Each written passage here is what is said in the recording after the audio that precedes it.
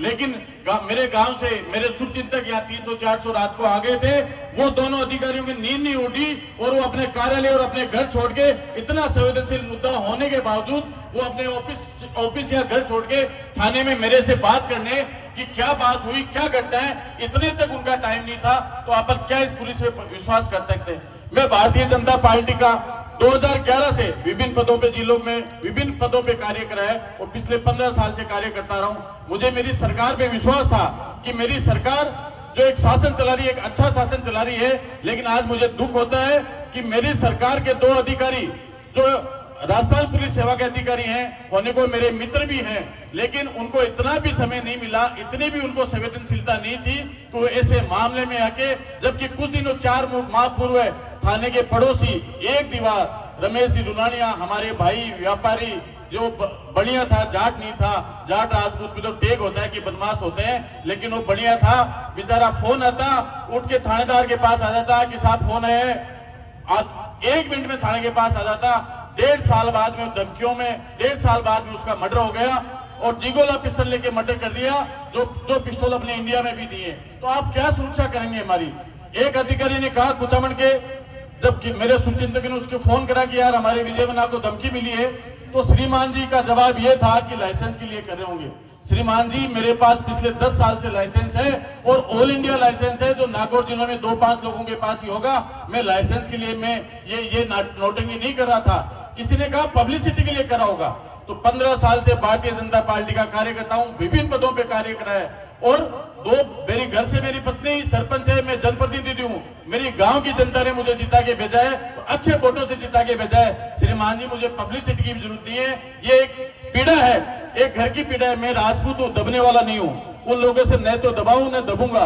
मैं भी चुपचाप पैसे दे सकता था, मेरे पास नहीं होते तो मैं भाई साहब से मांगता, मान सिद्धि से मांगता, आप लोगों से मांगता और उसको दे सकता था। कुछ लोगों ने कल भी कहा और आज भी कहा कि काफी लोगों के पास धमकियां आई, पैसे दे देते हैं। मैं आपको बताना चाहता हूं भाई लोगों, मेरी धर्मपत्नी बहुत मजबूत महिला है जो लड़ लेती है, लेकिन जब ये ऐसी धमकी आई तो उसने मुझे कहा कि अपने कितने पैसे मांग रहे हो उतने पैसे दे दो।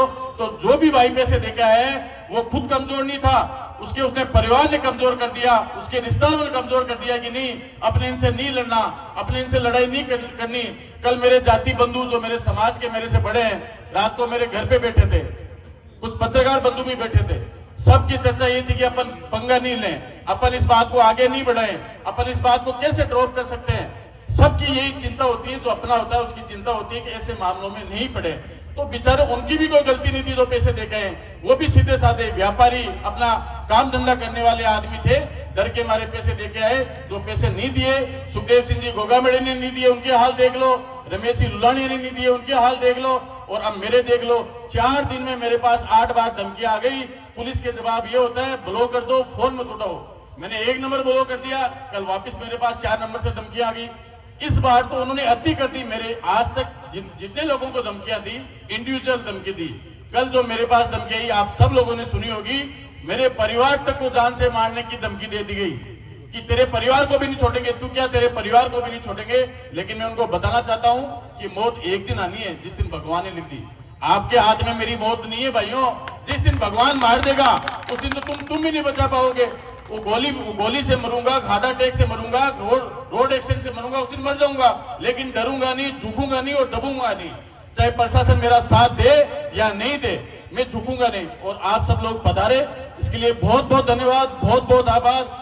आगे की जो संघर्ष समिति कुचामन की बनी है, जैसा निर्णय करेगी, जैसा आपको आह्वान करे, मेरा आपसे हाथ जोड़ के निवेदन है कि पूरे कुचामन की लड़ाई है, क्योंकि सबसे ज्यादा ये चीज कुचामन में पनप रही है, कहीं ना कहीं अपने लोगों में से बीच में। और खास तौर पे मैं मेरे युवा छोटे भाइयों से निवेदन करता हूं कि इस नशे की लत में मत पड़े, अपने अच्छी पढ़ाई करें, अच्छी पढ़ाई करके अपना अच्छा रोजगार करें, अच्छी सर्विसेज लगे। इस एमडी के नशे में आके आप इन लोगों के बहकाव में आ जाते हो और ऐसे छोटे मोटे या बड़े अपराध कर देते हो जिससे आपका पूरा परिवार भुगतता है। तो मैं युवाओं से ये अपील करता हूं कि इन जैसे लोगों के बहकाव में नहीं आए और अपने परिवार का नाम रोशन करने में ध्यान दे और अपनी पढ़ाई में और अपने रोजगार करने में ध्यान दे। बहुत बहुत धन्यवाद, बहुत बहुत आभार, दिल की गहराई से आभार, आपका हाथ जोड़कर आभार कि आप लोग पधारे। बहुत बहुत आभार।